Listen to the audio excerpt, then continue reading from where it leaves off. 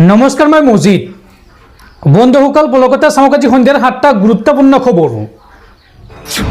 প্ৰথমটো খবৰ, ৰাজ্যত পুনৰ এনকাউণ্টাৰ। এইবাৰ গৰু চোৰক লক্ষ্য কৰি অসম আৰক্ষীৰ গুলীচালনা। পুনৰ গৰজি উঠিল অসম আৰক্ষীৰ বন্দুক। থানাৰ বেৰিকেড ভাঙি পলায়ন কৰিছিল 4টাকৈ গৰু চোৰ, আৰু সেই গৰু চোৰক লক্ষ্য কৰি আৰক্ষীয়ে চলাই গুলী। ৰাজ্যত পুনৰ অসম আৰক্ষীৰ গুলীচালনাৰ ঘটনা।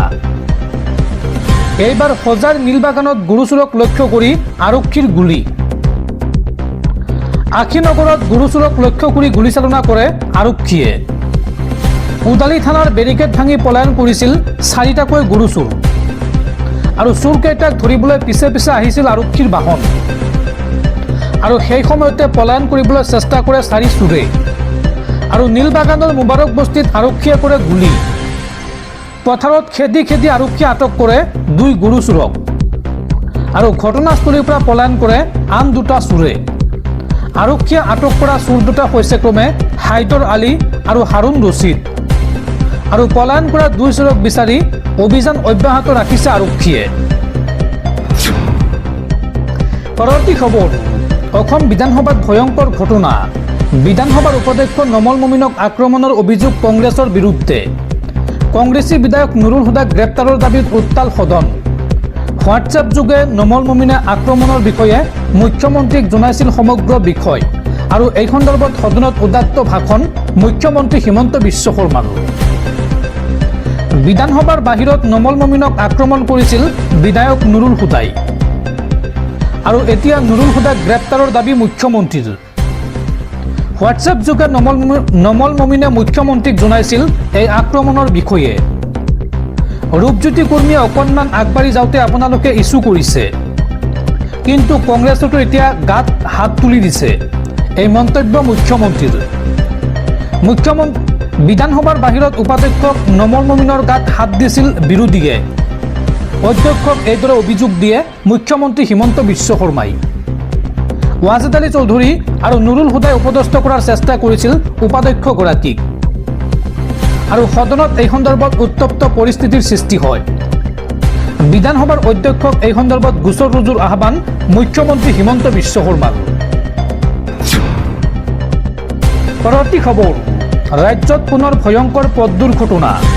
এইবাৰ এখন যাত্ৰীবাহী বাছ নিয়ন্ত্ৰণ হেৰুৱাই ৰাষ্ট্ৰীয় ঘাইপথত বাগৰি পৰিল, আৰু এই ভয়ংকৰ পথ দুৰ্ঘটনাত থিতাতে মৃত্যু হৈছে 2জন লোকৰ, লগতে আহত হৈছে 20 জনৰো অধিক।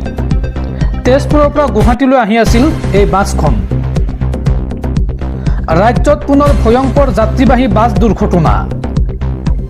এইবাৰ নিয়ন্ত্ৰণ হেৰুৱাই ৰাষ্ট্ৰীয় ঘাইপথত বাগৰি পৰিল এখন যাত্ৰীবাহী বাছ, আৰু এই ভয়ংকৰ দুৰ্ঘটনাত থিতাতে নিহত হৈছে 2জন যাত্ৰী, আৰু লগতে গুৰুতৰভাৱে আহত হৈছে 20 জনৰো অধিক লোক।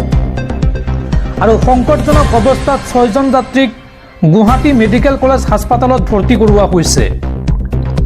তেজপুৰৰ পৰা গুৱাহাটী অভিমুখী আছিল এই বাছখন, আৰু দৰঙৰ খাৰুপেটীয়াত এই ভয়ংকৰ পথ দুৰ্ঘটনা সংঘটিত হয়। দৰ্শকসকল, আৰু বহুতো গুৰুত্বপূৰ্ণ খবৰ আছে। তাৰ আগতে আপোনাক জনাওঁ যে যদি আপুনি এতিয়ালৈকে এইটো ভিডিঅ'ত লাইক কৰা নাই, তেন্তে এতিয়াই ভিডিঅ'টোত লাইক কৰি দিয়ক, আৰু এনেকুৱা ধৰণৰ ভিডিঅ'সমূহ নিতৌ চাবলৈ চেনেলটো ছাবস্ক্ৰাইব কৰি কাষত থকা বেল আইকনটো প্ৰেছ কৰি ৰাখক। পৰৱৰ্তী খবৰ, অৱশেষত জামিন লাভ কৰিলে USTMৰ স্বত্বাধিকাৰী মহবুবুল হকে। শীঘ্ৰেই মুকলি আকাশৰ তললৈ ওলাই আহিব USTMৰ আচাৰ্য মহবুবুল হক। ঢেকীয়াজুলি থানাৰ গোচৰত জামিন লাভ কৰে USTMৰ স্বত্বাধিকাৰী মহবুবুল হকে। USTMৰ আচাৰ্য মহবুবুল হকৰ জামিন লাভ। ঢেকীয়াজুলি থানাৰ গোচৰত অন্তৱৰ্তীকালীন জামিন লাভ মহবুবুল হকৰ। আদালতে জামিন মঞ্জুৰ কৰিলে USTMৰ আচাৰ্যগৰাকীৰ, আৰু জামিন লাভৰ পিছতেই এতিয়া কাৰাগাৰৰ পৰা ওলোৱাৰ বাট প্ৰশস্ত হ'ল মহবুবুল হকৰ। শীঘ্ৰেই কাৰাগাৰৰ পৰা ওলাই আহিব মহবুবুল হক।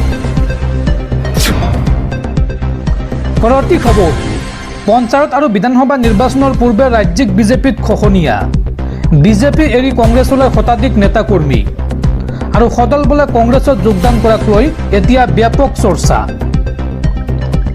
পঞ্চায়ত নিৰ্বাচনৰ পূৰ্বে বিজেপিত মক্ষম আঘাত। বিজেপি এৰি কংগ্ৰেছলৈ শতাধিক নেতাকৰ্মী। পশ্চিম কাৰ্বি আংলঙত শক্তি বৃদ্ধি কংগ্ৰেছৰ। খেৰণিত বিজেপি আৰু APHLC দলৰ শতাধিক নেতাকৰ্মীয়ে যোগদান কৰিলে কংগ্ৰেছত। পঞ্চায়ত আৰু বিধানসভা নিৰ্বাচনৰ পূৰ্বে বিজেপিত ব্যাপক খহনীয়া আৰু সদল বলে কংগ্ৰেছত যোগদান কৰাক লৈ এতিয়া ব্যাপক চৰ্চা। পৰৱৰ্তী খবৰ, অসম বিধানসভাৰ পবিত্ৰ মজিয়াত বিধায়ক ৰূপজ্যোতি কৰ্মীৰ অভব্য আচৰণ সন্দৰ্ভত এইবাৰ ৰূপজ্যোতি কৰ্মীৰ পক্ষত থিয় হৈছে মুখ্যমন্ত্ৰী হিমন্ত বিশ্ব শৰ্মা। বিধানসভাত এইবাৰ ৰূপজ্যোতি কৰ্মীক বেচেৰা আখ্যাৰে ৰূপজ্যোতি কৰ্মীক সমৰ্থন কৰি ভাষণ দিছে মুখ্যমন্ত্ৰীয়ে। মুখ্যমন্ত্ৰীয়ে এই সন্দৰ্ভত কয় যে ৰূপজ্যোতি কৰ্মীৰ ভগৱান প্ৰদত্ত এটা বেমাৰ আছে আৰু কংগ্ৰেছত থাকোঁতে ৰূপজ্যোতি কৰ্মীয়ে নক'বলগীয়া কিছুমান কথা কৈছিল। এই মন্তব্য মুখ্যমন্ত্ৰী হিমন্ত বিশ্ব শৰ্মাৰ। সদনত বিধায়ক ৰূপজ্যোতি কৰ্মীক এইবাৰ বেচেৰা আখ্যা মুখ্যমন্ত্ৰীৰ। ৰূপজ্যোতি কৰ্মীক সমৰ্থন কৰি সদনত ভাষণ মুখ্যমন্ত্ৰীৰ। ৰূপজ্যোতি কৰ্মীৰ ভগৱান প্ৰদত্ত এটা বেমাৰ আছে আৰু বেচেৰাই দিনে ৰাতিয়ে এটা ৰাস্তাৰ বাবে মোৰ লগত কাজিয়া কৰি থাকে। কংগ্ৰেছত থাকোঁতে তেওঁ নক'বলগীয়া কিছুমান কথা কৈছিল। ৰূপজ্যোতি কৰ্মীয়ে এটা নিপীড়িত নিষ্পেষিত জাতিক প্ৰতিনিধিত্ব কৰে। এই মন্তব্য ৰাজ্যৰ মুখ্যমন্ত্ৰী হিমন্ত বিশ্ব শৰ্মাৰ। পৰৱৰ্তী খবৰ, চৰকাৰৰ বুলডোজাৰ নীতিক লৈ এইবাৰ ক্ষুব্ধ হৈ পৰিছে দেশৰ উচ্চতম ন্যায়ালয়। ৰাজ্য চৰকাৰসমূহৰ উচ্ছেদক অসাংবিধানিক আখ্যা সুপ্ৰিম কোৰ্টৰ। বুলডোজাৰেৰে ঘৰ ভঙাটো সংবিধানৰ ওপৰত বুলডোজাৰ চলোৱাৰ দৰেই। বুলডোজাৰ একশ্যনক লৈ এই ডাঙৰ মন্তব্য দেশৰ সৰ্বোচ্চ ন্যায়ালয়ৰ। উচ্ছেদক অসাংবিধানিক আখ্যা সুপ্ৰিম কোৰ্টৰ। সুপ্ৰিম কোৰ্টৰ ন্যায়াধীশ উজ্জ্বল ভূঞাই কৰিলে এই ডাঙৰ মন্তব্য। সাধাৰণ লোকৰ মূৰৰ পৰা ছাট আঁতৰাই দিয়াটো ভুল। মানুহৰ ঘৰ বুলডোজাৰেৰে ভঙাটো সম্পূৰ্ণৰূপে অসাংবিধানিক। সুপ্ৰিম কোৰ্টে বিগত বৰ্ষতে স্পষ্টকৈ কৈছিল এই বিষয়ে। কিন্তু ইয়াৰ পাছতো দেশৰ বিভিন্ন স্থানত দিনক দিনে মানুহৰ সম্পত্তিৰ ওপৰত বুলডোজাৰ চলোৱা হৈছে। দেশজুৰি ৰাজ্য চৰকাৰসমূহে এনে কাৰ্য কৰি গৈ আছে। ৰাজ্য চৰকাৰসমূহৰ বুলডোজাৰ কাৰ্যৰ ওপৰত আপত্তি দাঙি ধৰিছে সুপ্ৰিম কোৰ্টৰ ন্যায়াধীশ উজ্জ্বল ভূঞাই। উজ্জ্বল ভূঞাই এই সন্দৰ্ভত শনিবাৰে কৰিলে ডাঙৰ মন্তব্য। ঘৰ ভাঙি দিয়া এই পৰম্পৰা চিন্তাজনক আৰু অতি দুখজনক। এই মন্তব্য কৰিছে ন্যায়াধীশগৰাকীয়ে। ন্যায়াধীশগৰাকীয়ে লগতে কয় যে এয়া আইনৰ মূল ধাৰণাৰ উলংঘন আৰু ইয়াক ৰোধ কৰিব লাগিব। ই আমাৰ ন্যায় বিতৰণ প্ৰণালীখনৰ মূল সংগঠন ধ্বংস কৰিব। ঘৰ ভাঙি পেলোৱাৰ পাছত তেওঁলোক সকলো কলৈ যাব? এই ডাঙৰ প্ৰশ্ন দেশৰ সুপ্ৰিম কোৰ্টৰ।